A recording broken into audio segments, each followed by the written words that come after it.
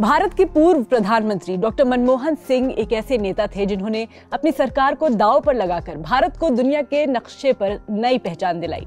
Indo US nuclear deal उनके राजनीतिक career का सबसे बड़ा और साहसिक कदम था। वीडियो में बताएंगे कि कैसे इस डील ने भारत को ग्लोबल लेवल पर एक ट्रस्टेड पार्टनर बनाया। मेरा नाम है हरीम और आप देख रहे हैं स्विच।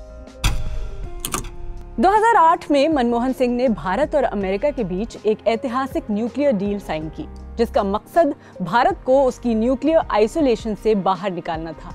भारत करीब 34 साल तक न्यूक्लियर आइसोलेशन में रहा क्योंकि उसका वेपन्स प्रोग्राम चल रहा था और उसे न्यूक्लियर मटेरियल्स और प्लांट्स के व्यापार से बाहर कर दिया गया था। इस वजह से 2009 तक भारत के लिए सिविल न्यूक्लियर एनर्जी को विकसित करना मुश्किल हो गया। मनमोहन सिंह की सरकार का मानना था कि ये समझौता भारत की बढ़ती एनर्जी नीड्स को पूरा करने और देश की हेल्दी ग्रोथ रेट को बनाए रखने में मदद करेगा।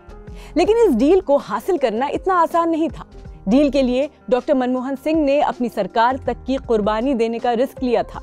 उन्होंने क्लियर वर्ड्स में कहा था कि अगर ये डील पास नहीं हुई तो मैं प्रधानमंत्री की कुर्सी छोड़ने के लिए तैयार हूँ। ये डील भारत अमेरिका संबंधों में एक महत्वपूर्ण मोड़ मानी गई। इसके तहत भारत को अंतर्राष्ट्रीय स्तर पर सिविलियन न्यूक्लियर ट्रेड शुरू करने के लिए वेवर मिला, जिससे भारत अमेरिका और दुनिया के अन्य देशों के साथ व्यापार कर सकता था। हालांकि इस समझौते का कड़ा विरोध हुआ।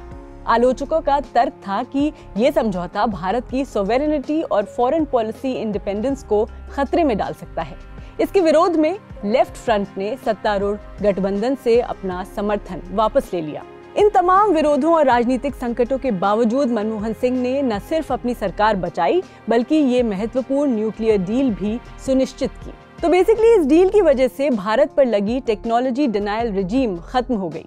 अमेरिका, जापान, फ्रांस, जर्मनी और ऑस्ट्रेलिया जैसे देशों के साथ भारत का सहयोग बढ़ा। मनमोहन सिंह ने उस समय के अमेरिकी राष्ट्रपति जॉर्ज डब्ल्यू बुश के साथ मजबूत रिश्ते बनाए। उन्होंने बुश से कहा था कि भारतीय लोग आपको प्यार करते हैं। ये बात भारत अमेरिका के रिश्तों को एक नई ऊंचाई पर ले गई। न्यूक्लियर डील के बाद भारत को एक भरोसेमंद साथी के रूप में देखा जाने लगा।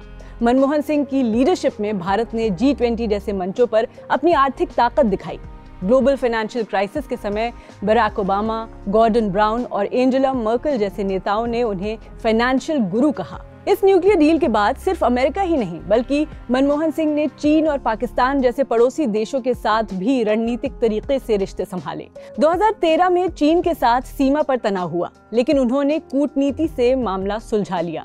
वहीं पाकिस्तान के साथ रिश्ते सुधारने की उनकी कोशिशों को 2008 के मुंबई आतंकी हमलों ने झटका दिया।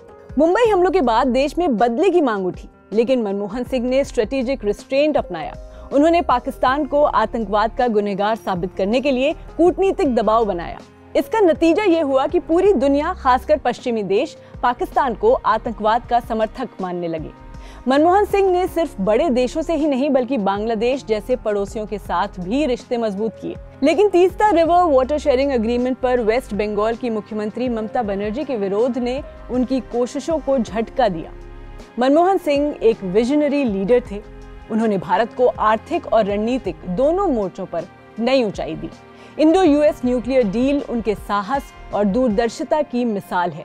ये कहानी हमें याद दिलाती है कि सच्चा नेतृत्व वही है जो देश हित को अपने हित से ऊपर रखे। For latest updates keep watching switch.